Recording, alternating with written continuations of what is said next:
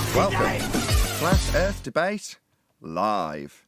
I'm your host, Nathan Oakley, and if you are new to this channel, or you've not done so already, then be sure to subscribe, hit the bell notification icon and join button if you'd like to become a Nathan Oakley 1980 channel member and keep up to date with the Flat Earth debate. If you would like to support the channel, there is a super chat that runs alongside each of these shows while they are live, and there's also a PayPal, Patreon and crypto link in the info box below the video.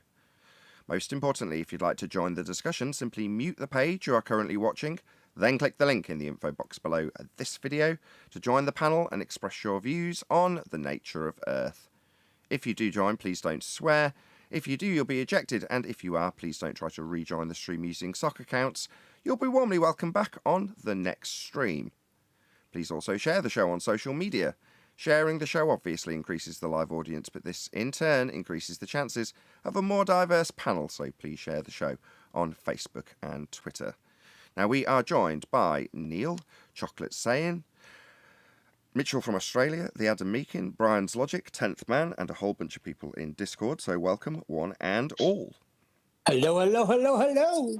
Hello. Hey, good morning. G'day, g'day. Hey, good morning, good evening, welcome. Good to have you all. Any evidence of a physical geometric sphere edge horizon, formerly known as Earth curve? Where would that be? It's formerly the horizon. Yeah, but where though? Wherever horizons are in your life, generally speaking. As described on screen right now? No, that's definitely not the case. This is a Muppet Vision orthographic representation of what you would see if you could see the side of your own head when measuring a flat plane to derive the height of a mountain, to go up it, to then claim that the ground that you've measured as flat is actually bent, and derive an R value from a straight line you can't get in atmosphere, sphere-shaped air. This is Al Biruni's method of showing us just how flat the Earth is when he measures the height of the mountain. Orthographic. Definitely don't see horizon in this. Where's the horizon? There isn't one. There's a single point claimed to be the horizon marked as C. Is that what you mean? Well, that's what I was wondering. That's what they used to formally claim was their horizon, wasn't it? The physical point of obstruction of the geometric ball. So obstruction when depicted in Muppet Vision without any perspective. Oh yes. Oh yes. Yes. If you want proof of it, supposedly they have a photograph that was taken from Blackpool by a guy called Kevin Jackson, who's not part of their crew. And supposedly there is a mountain that is gone behind it in the distance. And they got the pixels to prove it. Idiots. Brian, is that the picture where nothing in the picture is blocked? Hold on 1 second. Cuddles, Yeah. Can you pop yourself on mute? That one. Fascinating. So the picture where literally nothing is blocked is the picture that proves that things are blocked by Earth curve. Yeah, that's the exact one. The one where there isn't anything gone behind any horizon. That's the very picture that proves that the horizon is a geometric location that things go behind. Amazing. I mean, what will science prove next? What will science prove? This isn't science. This is a load of idiots claiming mathematics. Any evidence of a physical geometric sphere edge? That would be Earth curve, formerly known as the horizon. No, but if you listen to one of the videos you put up over the weekend, you went through with Jose G. Gonzalez, and there's like a mental block where they can't seem to let information get through. That's what I got out of it. Very frustrating. Yeah. They just can't get over their horizon, you see? Let's just ask the question first. Any evidence you can acquire an elevation angle measurement from a curved baseline?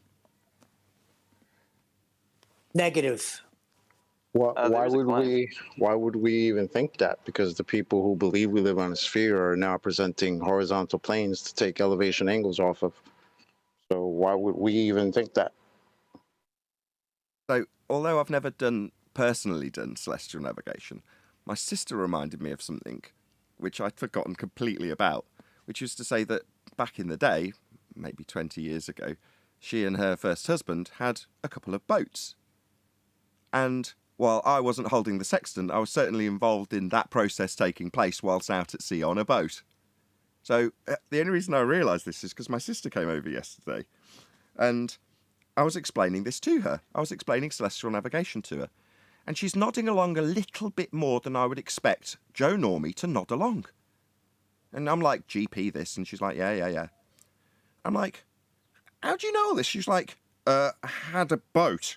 She actually meant she had several, but, you know, she's talking about at a time. And I was like, oh, yeah, of course she did.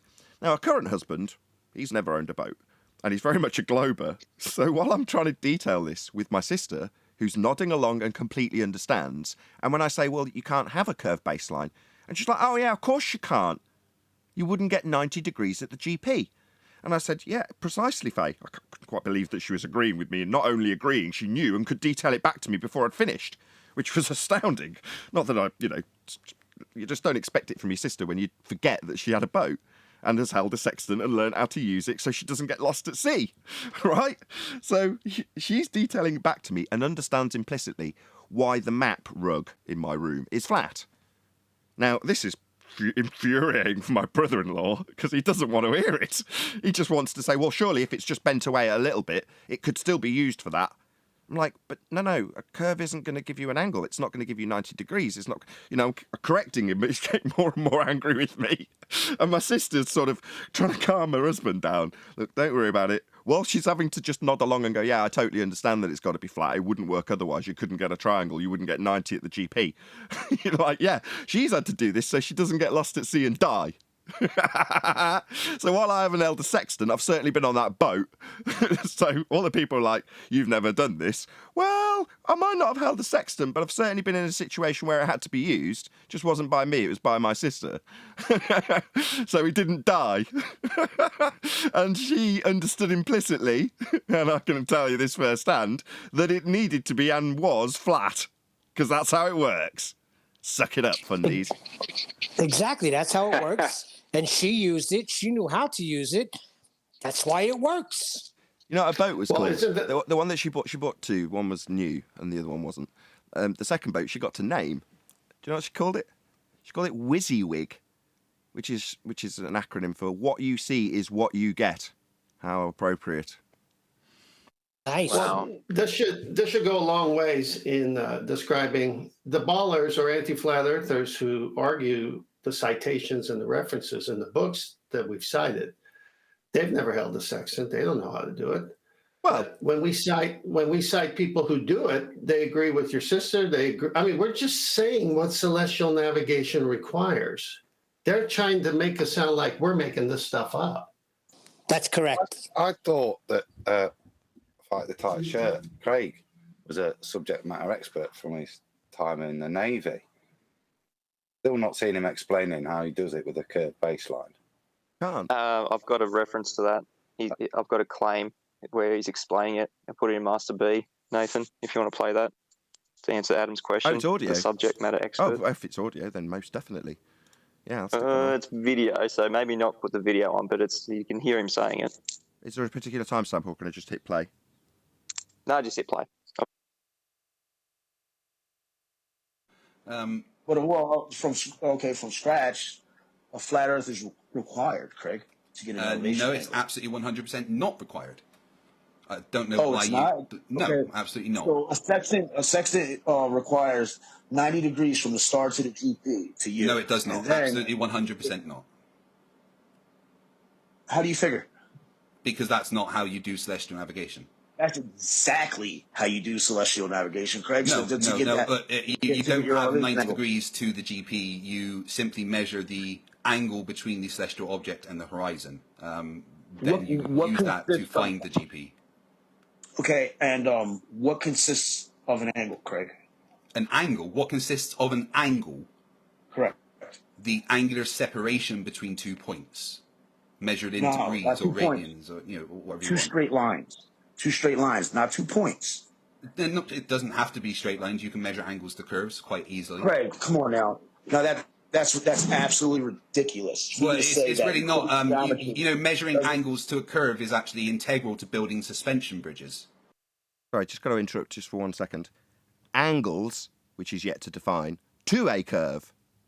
Yeah, okay. Angled to a curve is still two straight lines meeting a curve, though, isn't it? So he hasn't defined curve, and he's now mixing up these two different things when he hasn't defined, as the other guy, I don't know who it is, has correctly defined, that it's two straight lines. So now Craig's describing two straight lines meeting a curve.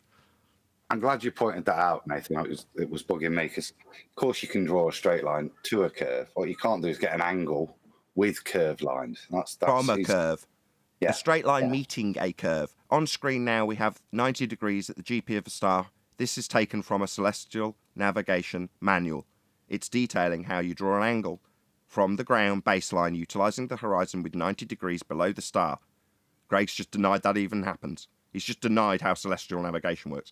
The guy on the panel shouldn't be arguing with Craig. He should be pointing out that Craig should be arguing with somebody who's devised or developed or utilises celestial navigation as is, because he says it doesn't work that way.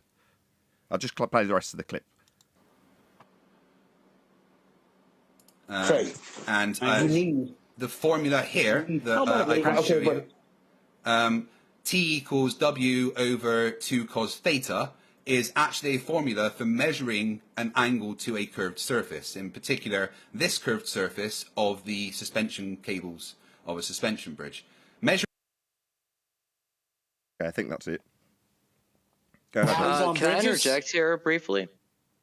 Yeah, okay, whoever said that objection, feel free. It's not an objection. Well, it's an objection to Craig. He claimed at the beginning of the clip that you could conjure up an angular relation between 2 points. And I posit that that's fundamentally impossible. You need 3 points for any angle. Yeah, good point. And so it strikes me as, you know, just the height of Glober illogic that you could just assume that 2 points give you an angle. 2 points give you a line segment. You need 3 points for an angle. So Craig, much to Quantum Racer's credit, is the type of person who doesn't even know what an angle is, let alone a triangle, let alone a circle. So it's like these guys are just adrift. Well, he might very well know, right? But again, remember, all they have are tactics. So what they have to do is either change the definitions of the words they're using, or try to Jedi mind trick their audience into they absolutely know what's going on, because all they have are tactics. Exactly, because he said it with authority. As soon as you say the word angle, you're talking about two straight lines. There's no way around it. Well, I'd like to build. Just one at a time. I had Adam next. Go ahead, Adam. I was going to say they're well trained. When you hear that, you see, because the statement he makes to a really good point that's being put to him is a statement of truth, and it sounds intelligent. It doesn't sound like he's lying, because he's not lying. Because he makes a statement: you can take an angle to a curve, which is totally correct. You see, and that's what they do. There's the bait and switch there, yeah, where instead of, like I said, creating angles with curves, which he can't do, which was the point that's being made, he reverses it and talks about getting tangents to a curve and making angles there. And that's kind of what they do. And that'd go on for 10 minutes with him arguing, and then finally going, oh, sorry, yeah, no, you can't. You know what I mean? It exemplifies, number one, the tactics they use, but I think fundamentally that was their so-called subject matter expert that denied you creating a 90. So nice destruction clip, that, Mitchell. It sounds totally not relevant to the degrees of a circle off of a plane, right? Like an angle off of a curve. Well, no one's concerned about that in this case. It's the degrees that are being measured off of a flat plane, like with a protractor, because you're trying to figure out where you are. That's correct. Like I don't understand. That's that Oakley goat. That's why he said angle to the curve as opposed to angle off a curved line, right? Just hoping that somebody won't actually pick that up. Well, the guy didn't pick it up because he asked the wrong question. So he asked him to, when he asked him to define what an angle was, he phrased it in such a way that Craig took that as an opportunity to bandy words with him, because he didn't ask the question in such a specific way. That's all that happened. That's why you heard the hesitation from Craig. And he even repeated how the guy had phrased it, and the guy just confirmed, yes, I am going to stick with that phrasing. Well, actually, no. What happened there is different. Craig wasn't trying to deny an angle as two straight lines. What Craig was trying to deny was the height of void correction. He was staying away from that because that puts the baseline of a right angle onto the surface of Earth. That's what it does. That's the whole point of it. So you have a steady angle. That's the point of doing it from a deck of a boat. You don't have a right angle from the deck of a boat. You have an obtuse. So you make the angle a right angle by doing height of void correction. So he was avoiding that completely. Now, there's something else I want to say about Craig. Was Craig a navigator in the Navy? I don't know if he was a navigator, because I never heard him say he would claim he was a navigator, number two. He was in the Navy, that doesn't mean he was a navigator. Right. Number three. If I understood it, he was in the Navy, but in a submarine. Yeah, but you that's where you I might get have to. that lesson there on sextants, but how often are you cracking out your sextant when you're underwater for 3 months? Well, but see, the thing about it is, if he wasn't a navigator, he wouldn't have learned how to do, like, whether he was in a submarine or on a ship, if he wasn't a navigator, then he wouldn't have been learning how to use a sextant. That's what a navigator does. So he is not a subject matter expert. Being in the Navy is not good enough to be a subject matter expert. That doesn't Maybe he was a cook. I work in construction, but that doesn't make me a subject matter expert on engineering. You know? We have a video. Can I ask? Hang on. We have a video of a guy who was a navigator on a $1 billion Navy ship. I've posted it. Kiwi has posted it. We have still, I'll find a picture of it. And he describes it the way of a 90, opposite of what Craig. So this is ridiculous. There was no citations from Craig. It was just Craig making stuff up. As I said, it sounded like he had a beef with celestial navigation and the processes that are employed to do it, not with the guy claiming it. It's like, no, celestial navigation is what it is. You don't have to like it. It's utilizing a flat baseline to measure an angle to a celestial item that you need to establish a GP to draw a circle, and then another, potentially a third, to find out where the hell you are. And it requires angles and flat planes. That's how it's done. Now, Craig might want to argue with that fact, but that is the fact of the matter. Now, when they deny GPs having 90 degrees below them, they're just denying how celestial navigation works. There's no argument in terms of us saying it works one way and they saying it works another. It is how celestial navigation works. It does work on a flat plane. It does have 90 degrees at the GP of the star. You do have straight lines being used to measure angles. You are establishing your baseline with the horizon. That's flat to get an angle. All those things are statements of fact that you can go and double check by any way you choose to do so. Craig, on the other hand, doesn't like it because it proves the Earth is flat because that's the only way it can function. So he starts fighting against the very method and processes of the navigation method itself. Well, that's not an argument he's having with me. Talk to Cruising World or someone who's detailing this, not me, because I don't care. Well, to be fair, the guy did say that's exactly how you do celestial navigation, to be fair to whoever he was talking to. Right, but then Craig continued to argue the toss about how it's done, right, convincing his audience that the guy who's saying it is just wrong. Well, no, he's not wrong, but Craig's more than happy to make his audience believe that the guy who's implicitly telling him, this is just how celestial navigation is done, go look it up.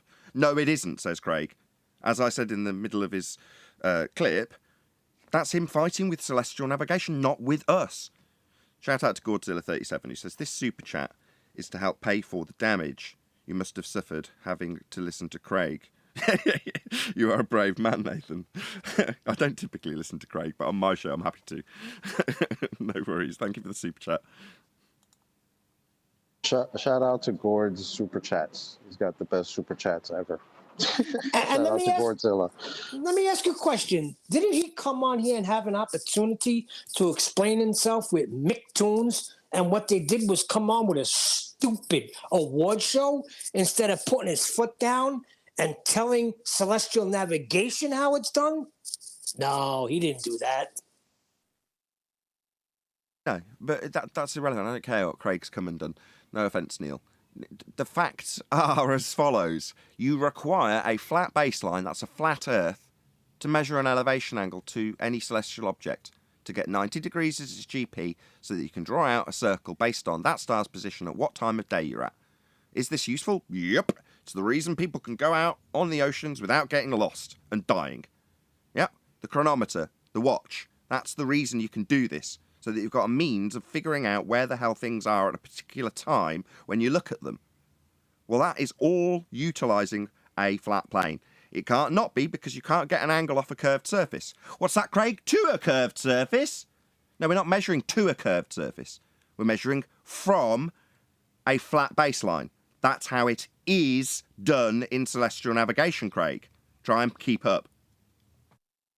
This is their argument, and you mentioned, I mean, we started at the beginning, he's claiming to be a subject matter expert.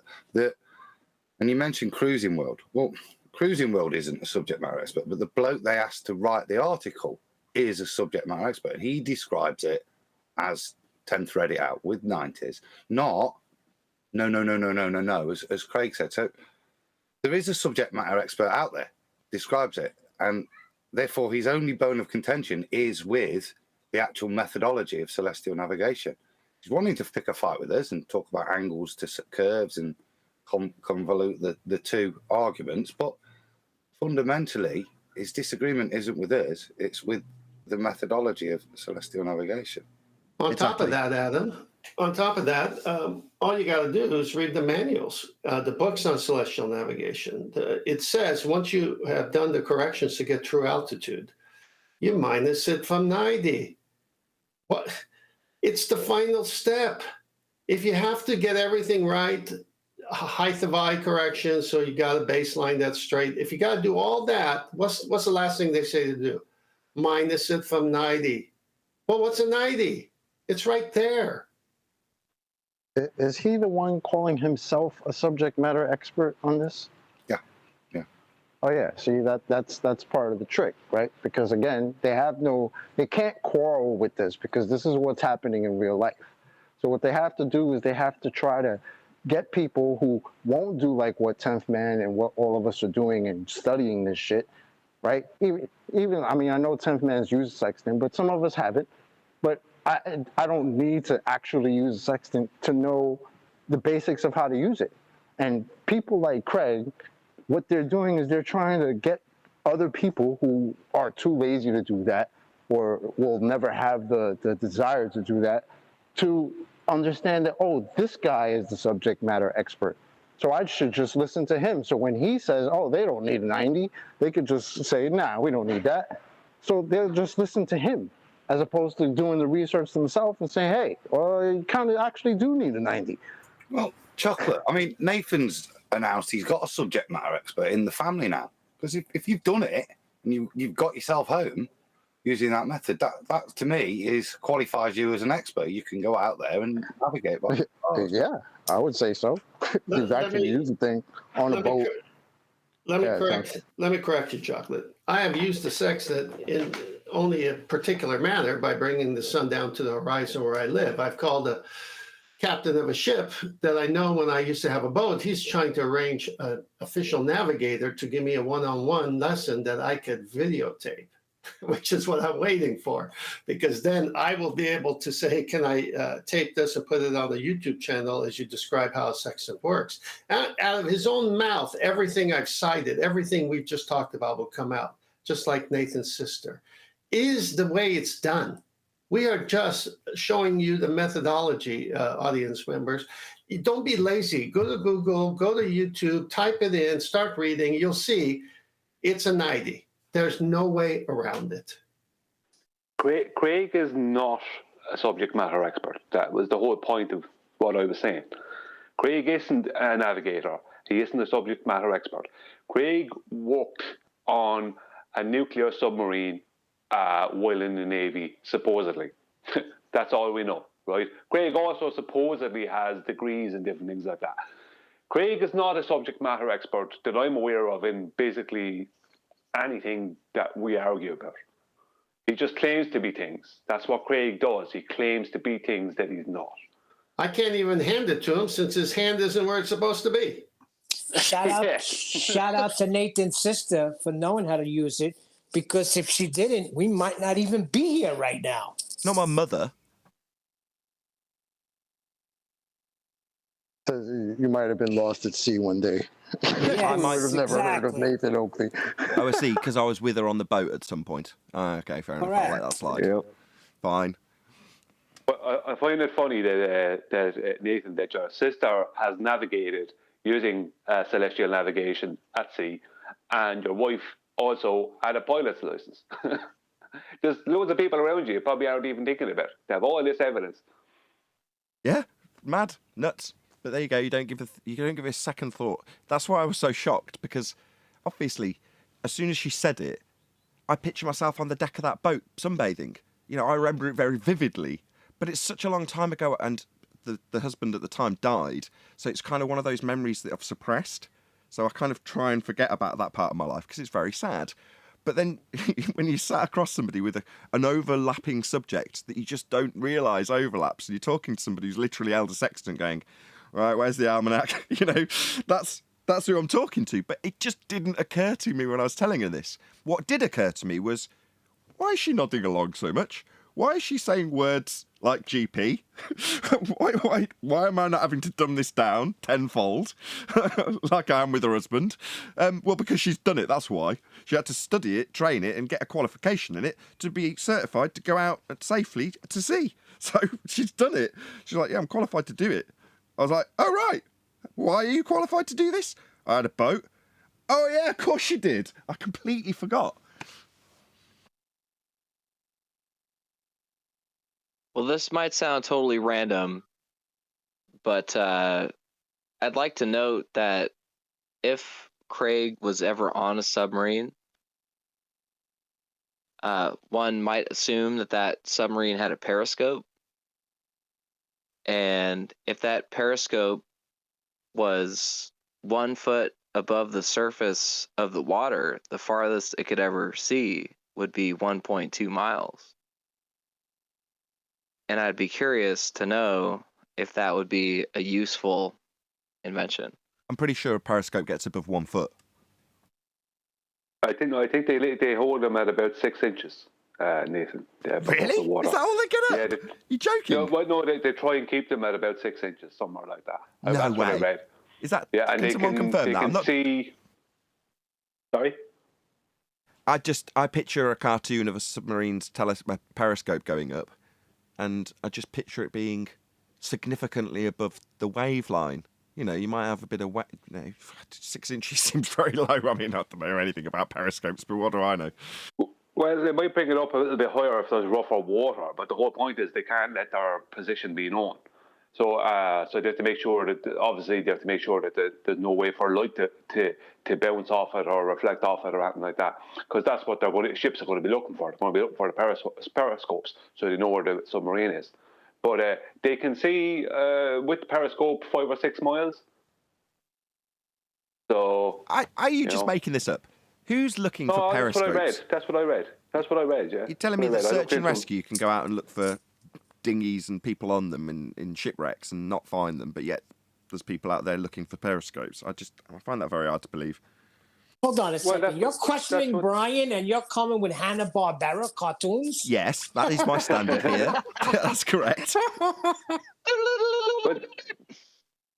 Well, the whole point of it is that submarine is covert. It's not getting detected or seen. That's the point. So, a naval ship will be looking for, to find anywhere where there could be something like a periscope sticking up out of the water. They have to. So they have to make sure that they stay maybe below a certain radar line, if they're using some kind of a ground wave radar, which may be parallel to the ocean.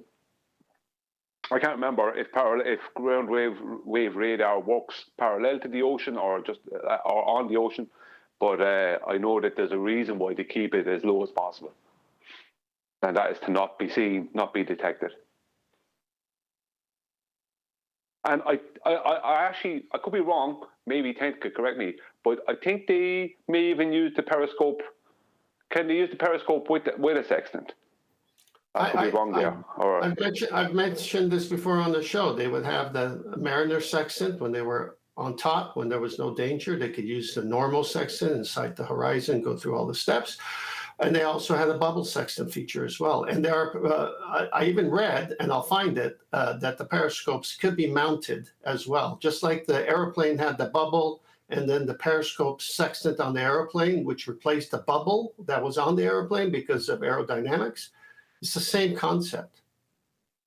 There's over 100 people watching. Thank you very much to all of you who've joined us recently. A very warm welcome. Please share the show. The only reason there is over 100 people watching is because there's somebody in the audience who smashed that share button. And there's a good chance that if you've come here because you've clicked on a link that somebody has shared with you. So please share the show. Smash that share button now. Really appreciate it if you have done so already. Also, shout out to Retro Bill. He said, just wondering if Brian could explain, open brackets, as briefly as possible, the significance of the one-way speed of light as it pertains to this argument. Does it pertain to this argument? I don't know. Thank you for the super chat, though, Retro Bill. Really appreciate the support. Please share the show. Go ahead, Brian. I'll do that. I'll do that in a minute. I leave Tent to something to say, and if something to say on the submarine, then I'll do that, Jeff. Yeah, whether you're on top of a mountain, you're on the seashore, you're on the boat, you're in a submarine, sextant is an angle measuring device. An angle is defined as two straight lines meeting at a common point, creating a vertex. You must minus it from 90 to get your co-altitude. That's all you need to know. It doesn't matter which way they use it, whether it's an artificial horizon, which is not the real horizon, and no dip is required, or you use the real horizon and dip is required, height of eye correction, so that you're level baseline with the sea level. It doesn't matter. You must minus it from 90. You can't get a 90 on a curved surface. Yeah, what I find really funny is the fact if they can use a bubble sextant. See, I know that because I looked into it. A submarine has to travel. It travels horizontally. It doesn't. That's the way it's designed to travel horizontally. And normally submarines are about 30 feet below the sea level to 60 feet. Normally they stay at 30 as much as possible because they don't want to be too deep down. They only want to go down a bit deeper if they have to stay away from being detected or something like that. But normally they stay about 30 feet below the sea level. So if they're able to use a bubble sextant below the sea level, well, if they can use it in that way, using the periscope, if they can use the bubble sextant below the sea level or something in some way like that, that's very interesting. Because but the bubble, Brian, is an artificial horizon. The pan of Mercury is an artificial horizon. It just gives you a horizontal, which is a flat baseline that you need to get your 90. Whereas the actual horizon, the one that mariners use, because you can't use a bubble sextant or a pan of Mercury with much efficiency at sea with the waves tossing and turning the ship. So you shoot the most stable thing, the actual horizon, and they say, oh, by the way, you got to minus your height of eye, get your eyeballs on the sea so that you can get your 90. So the whole point is there is dip correction with the actual horizon because you have to get that baseline. There is no correction for dip with the artificial horizon, bubble or Mercury, because you already have a baseline that's horizontal. I know that, but you kind of cut in on what I was saying. What I was trying to get out of it was, did you say that they use the bubble sextant under the water with the use of a periscope? No, I said I have to find that. They have both. If they were surface, they can use the Mariner sextant or the bubble sextant as well. They have both types. And the periscope bubble sextant is outfitted on airplanes. After that curved acrylic bubble was found to be against aerodynamics, they got rid of that. So it's just a very simple fit on the submarine to do the same thing. I'll find it and I'll post it. Okay. Yeah, because that would be very interesting. Sorry, Nathan, 1 second. That would be very interesting if they're using the bubble sextant under the water with the use of the periscope. And I'll tell you why. Because that shows an absolute parallel with the surface of water. So they're proving that the water, because they have to hold they hold normally, as I said, a 30 foot below the water position. So that means their horizontal is going to be horizontal parallel 30 foot below the water. Oh, I see where you're driving at. So what you're saying is, typically, if you're in the air, you're going to be lining up a parallel line with the surface with 90 degrees at the GP. And when we describe it with a bubble sextant, you've got the line meeting that because you've got parallel zeniths. However, this would show that the zenith doesn't only go to the ground, it extends down. So it continues parallel into the ocean. Right, Brian? Yeah, well, if they're using a bubble sextant... Go on, Eli. No, I say, yeah, and because globe earthers are blisteringly dumb most of the time, like, we're making unremarkable statements. And I say that because, well, horizontal has a meaning, right? And if you're level with the horizontal, which is a consequence of things being horizontal, doesn't matter what level you're at, whether you're in the basement, whether you're in the attic, whether you're underwater, whether you're underground, whether you're in a hurricane. Exactly. Horizontal is horizontal. That's it. Like, and that can only be that if we all share the same relationship to horizontal. Okay, so what Eli's basically saying is, yeah, duh, obviously, if they run parallel with a horizontal line between them, like a letter H, it doesn't matter if you get to the line that the H is sat on. If they're parallel, they carry on being parallel, and if it's horizontal, it carries on being horizontal. Yeah, duh. Yeah, this isn't complicated. We appreciate that. However, to our opponents, this is groundbreaking stuff, Eli. So, yeah, yes and yes. Brian. Yes, Adam. Just in terms of that last point with the periscope, the measurement's still being taken 6 inches off the surface. So no matter how deep the sub is, are you just talking about translational distance for the sub?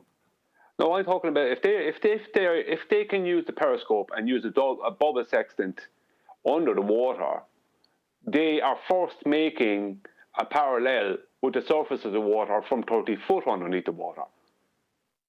If you understand, they're not making a parallel with the surface like an airplane above the water. They're actually first making a parallel below the water.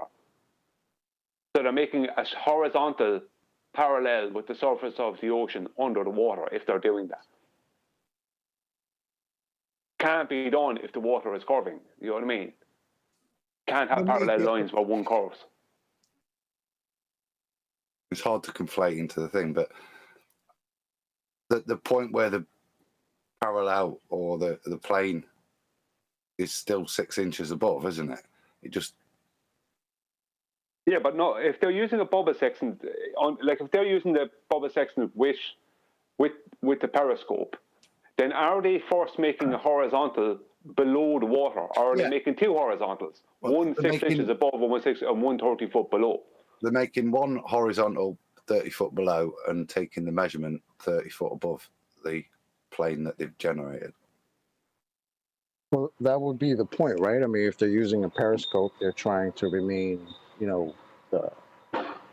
hidden. So if your submarine is not level with the water, you might have the back or the front sticking out, and that might blow you up a little bit. That might not work too well. So what that demonstrates quite interestingly is the purpose for height of eye correction. We've got something that we've established our level, and we've moved our measurement 30 foot above it. We do not take any adjustment. There's no adjustment made for height of eye above the level we've created. The only reason we make an adjustment for height of eye is if we're using the horizon, because we know it's out based on our height. But if we've already created that flat plane, it doesn't matter where we stick the measuring instrument in relation to it, as long as it's at 90 degrees to the plane we've created, which I assume the periscope would be. Yeah, if you're creating a horizontal underneath the water and the water is curving, then your horizontal line is going to, and you're only 30 foot below the water, then after about 9 miles or something, whatever it is, your horizontal is going to break out through that water and be completely useless to you. So the water has to be horizontal and level for this to work. Washed up a crude diagram while you've been talking about this. Let's stick that up. If I can get to the end of everyone else's. There you go. My version of a submarine at the bottom, the level of the sea, periscope coming up, measuring an elevation angle, and it's parallel with the surface of the sea, and that is parallel with whatever is below the sea, and then you're just making an angle. And because it's done in this manner, obviously you're going to have to use a bubble. You're not going to be using a mariner's sextant because you're under the water, so it's going to have to be compact. And this bubble inside whatever the tool is, regardless if it's working from mirrors down here or actually up in the top of the periscope, it just establishes a horizontal baseline parallel with the ground, or in this case the water, that it's underneath, and then it measures the angle. No dip correction, it's using a bubble. So this line that it's established, horizontal, runs horizontal with the sea level all the way to the GP of the star. Now if this star is 1,000 miles away, well, you've got a parallel line running to get a 90 degree below that star. Doesn't matter that you're 6 inches, 20 feet, 300 feet below the water level, or conversely, 30,000 feet in the air. Once you've established a horizontal, it runs parallel with the ground. It's as simple as that. Yeah, exactly. And submarines have to travel horizontal. If you look into how they travel, they have to travel horizontal. That's the way they are. They'll drop in depth or rise in depth, but they'll keep the horizontal as much as possible. But once they get to where they're holding, whatever depth they're holding, they go back to horizontal. It's the same with. I'm sorry, Brian, but it's the same with the airplanes. They fly longitudinally, meaning the bubble section, you got the vertical bubble and the horizontal bubble in the bubble section in the airplane. So the navigator's telling the pilot, okay, fly straight, longitudinally, as straight as possible so I can keep my bubble level. And they do it for 2 minutes and get the average. It's just going to be the same. Brian, yes? that bit, but surely by the same token, shouldn't a submarine have to nose down? Yeah, it doesn't do that. It can't. Yeah, that's a good point. A lot of the arguments that apply to the aeroplanes, they equally apply to the submarines. Shouldn't it nose down? It doesn't matter that you're under the water level, the surface level, right? The curve of the Earth, in terms of the way the sphericity manifests at 8 inches per mile squared, well, it might be marginally less. But it should be moving down to compensate for the fact the ground's falling away from it, right? The ground should fall away as that submarine carries along in a horizontal orientation. It doesn't. No, they can't. They're not designed that. They're only designed to move horizontally. That's how they're designed. If a gyro is to hold rigidity in space, there is no caveat with gravity, right? I mean, like what's that? Well, first of all, what is? I don't even know why. What is it? Well, it leads me into a question. So, any scientific evidence of gravity follows quite nicely off that, Eli. So, any scientific evidence of gravity? Get to answer that question, Nathan. No, I didn't. Well, never mind. Forget it. Go ahead, Brian. That was your fault. I was asked in the super chat to answer something about the speed of light and how it pertains to. Okay. The one-way speed of light was never measured. No one ever measured the one-way speed of light. There is a thing called C within Einstein's relativity, and he also uses it within his famous E equals m over c squared. Eli, you're off mute. Sorry. He also uses it in his famous equation E equals m over c squared. C is a constant, and it's known as Einstein's convention because it's just a convention that's agreed upon, and that's what Einstein stated, that everyone agrees that c, which is the speed of light, will be equal at all times in all directions and all returns. So for Einstein to make the claims he does about relativity and other things, then speed of light has to be constant from me to you, Nathan, and you back to me has to be the same exact speed of 671 million miles per hour. That's what it has to be. But the only thing constant is the calculation. That's the only thing that's constant, because they need this to be a constant in the heliocentric world, because they need their stars and suns, whatever else the suns are, stars in their belief, to be massive objects of monstrous distances away. And that gives them parallel light rays, and they use the claim of parallel light rays from stars and from the sun and whatever else within celestial navigation to use this claim, and it's a heliocentric claim. But for parallel sun rays or light rays from Polaris or anything else to ever exist, besides the fact that on the globe model you would never have a GP position, because you can't, because your light source is so much huger than what it's shining on. There is no GP. But besides that fact, you could only have this huge, massive star or sun at a massive distance giving you parallel light rays if light was a constant. But the ring laser gyro, right, shows that the frequency, the reason it works is because one of the lasers has to travel a slightly longer distance, so it gives a frequency change. So that straight away suggests that their claim of light being a constant is completely utter rubbish. You can also divide the speed of light, their two-way speed of light calculation by 16, and you will never ever notice the difference in the real world using radar or anything else. The only thing that will change is the size and distance to their heliocentric celestial objects, which gives them their parallel light rays. The whole thing is just a calculation. There is no one-way speed of light measurement. Nobody ever measured the speed of light, and probably ever will. And that means that their parallel light rays claim that a baby can debunk by looking at the sun not having parallel light rays. You know, and the fact that, once again, you can see where the rays from the sun finish. You know, so that would be like you can see the distance between the rays of the sun, basically where they finish sometimes on the ocean. So, you know, not only are the rays not parallel, but they actually finish. How could something that's much huger and supposedly give us parallel light rays finish? How could you have a finish to the distance they travel, to the width of where the rays are? So the whole thing is convoluted and nonsense. The two-way speed of light is a calculation. That's the only constant in the calculation. There is no proof of a constant speed of light. There is no speed of light. It never happened. Anyone can talk to quantum eraser about it. Anyone can talk to Veritasium about it. He reads out what Einstein said within his video, saying there's no speed of light. There is no parallel light rays. There is no massive sun and stars at ridiculous distances away. None of that is real. You can divide down their two-way speed of light and still use it in the real world, and you'd never, ever notice. Okay, Retro Bill says thank you for your consistency. All right, Nathan. I posted in Master B an article from a navigator who served on a sub. Okay. Did you want to go through it?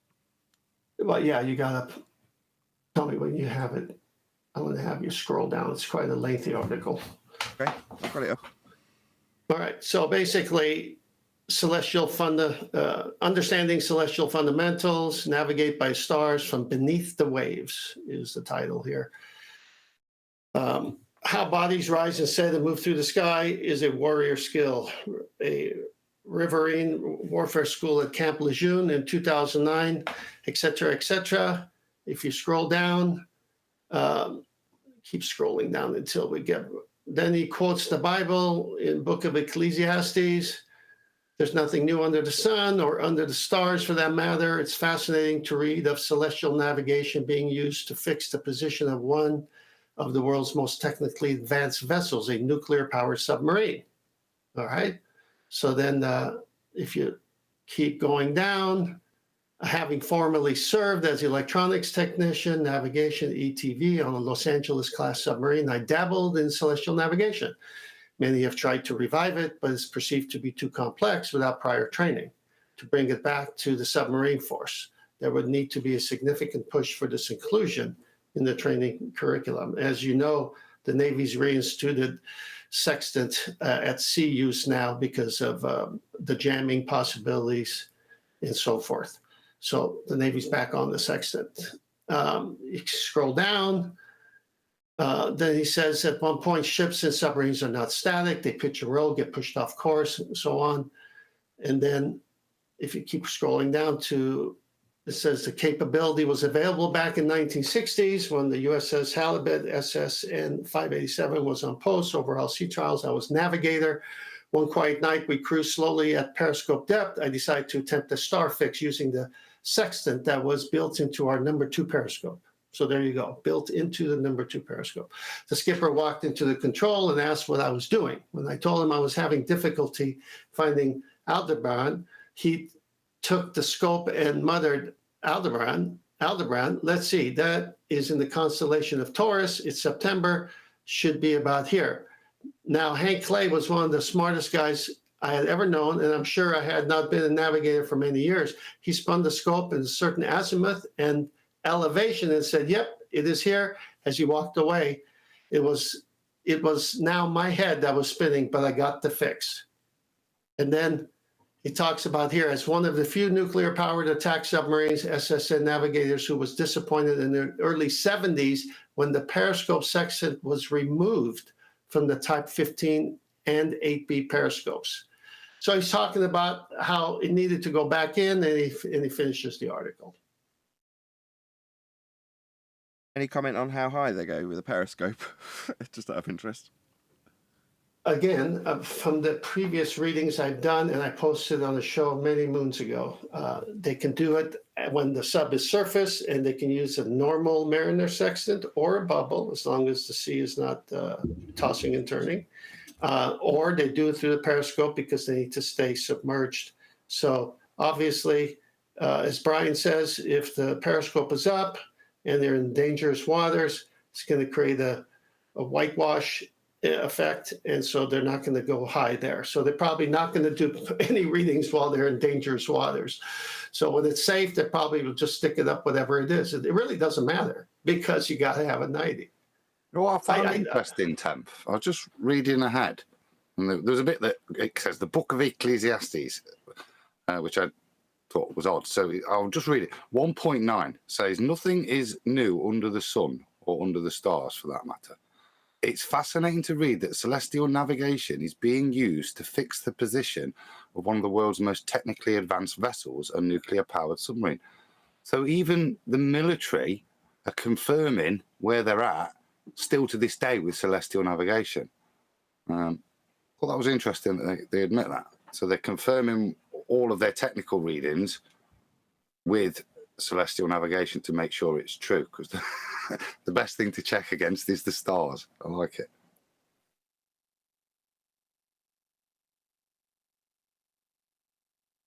Yeah. Conversation killer. No. I just. Go on, Brian. No, I was just saying that what it is it causes people to think. That's why people go quiet, isn't it? People start thinking. No.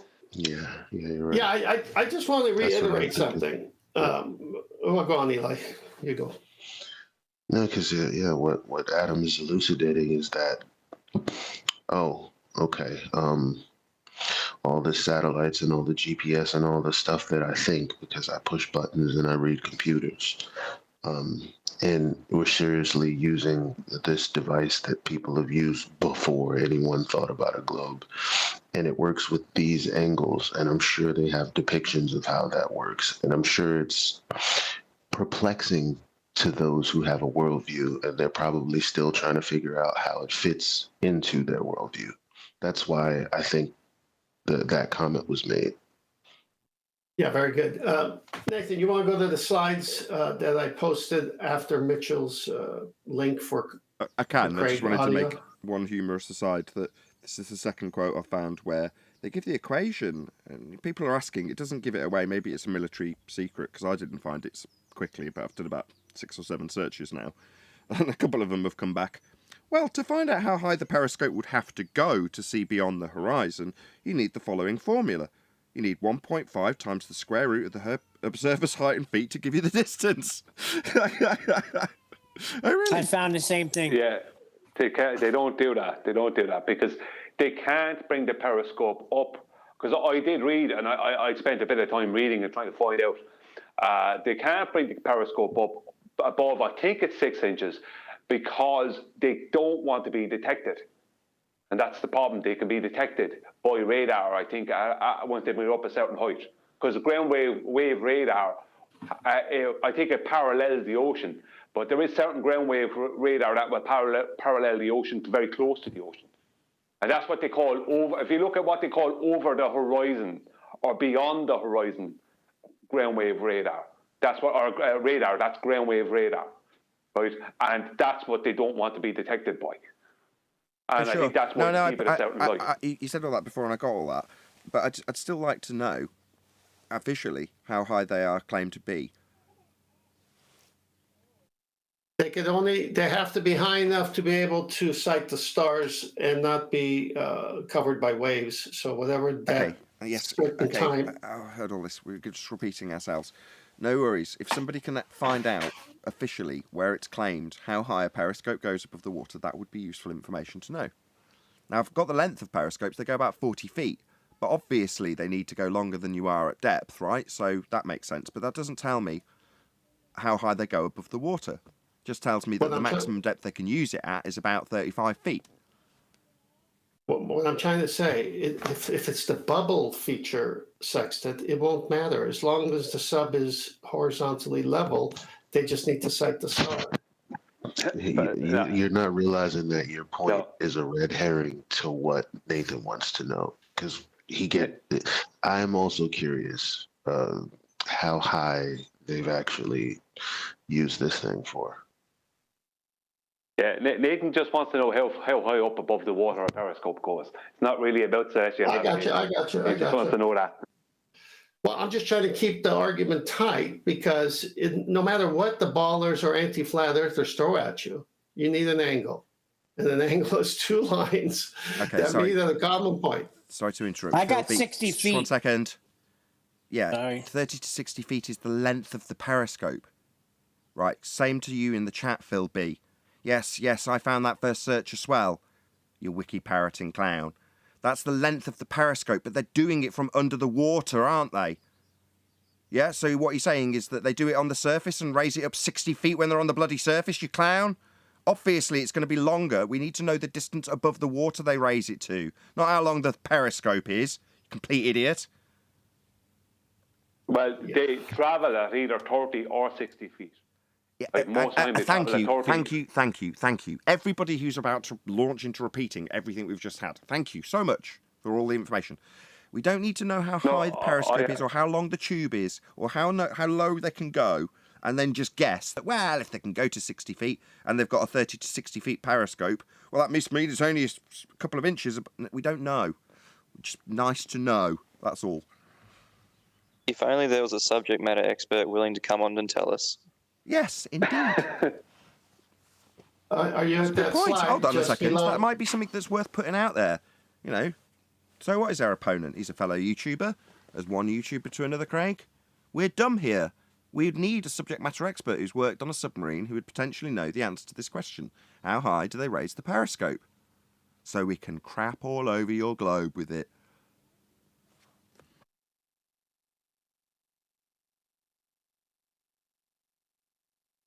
Any more for any more? Well, I'll have to dig out where I got that information because I did get that information on more than one source. That from memory, it was only like six inches, something like that, from memory. Okay, cool. Maybe it is. I don't dispute it. But wouldn't you not think that that's quite a useful thing, given that when I've just done several searches, at least a couple of them came back with the curved maths. Well, why? Well, because there's a physical geometric sphere edge obstruction in the way of the periscope looking at anything. And if it's only going 6 inches above the water, that causes a very real problem for their assertions of a physical geometric obstruction that they couldn't see beyond. Now, if they're sighting stuff a long distance away, that's going to cause a very real problem, which is why I suspect none of us have got it at our fingertips. Well, it's already wrong right there. I know this isn't the answer you're looking for, but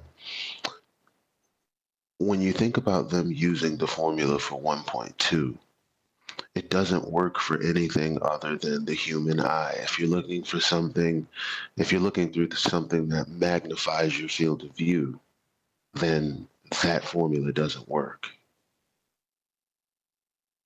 Unless they can get it up to 60 feet. Right. Unless you can just go with the narrative that you find. Oh, well, a periscope's 60 feet high.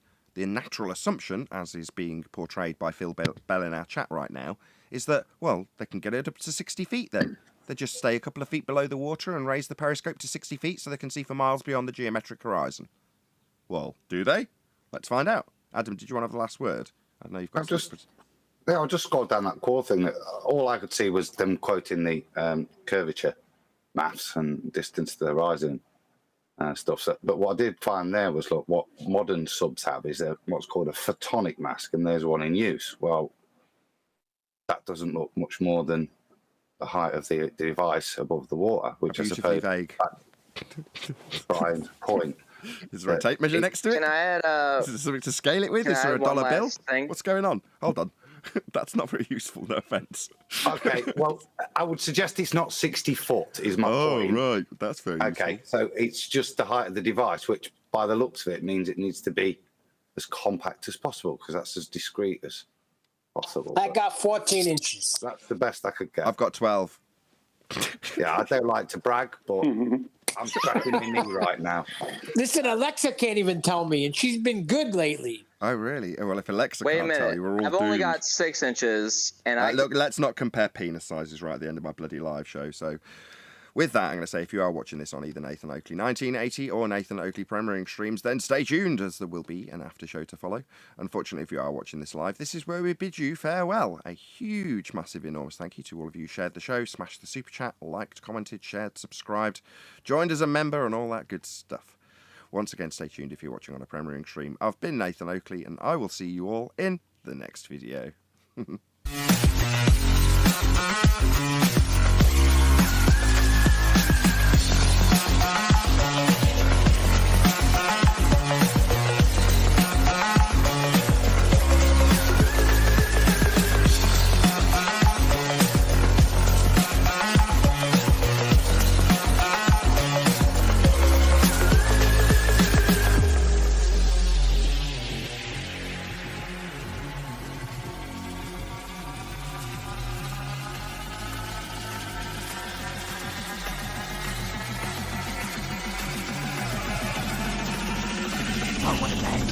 What a lovely day!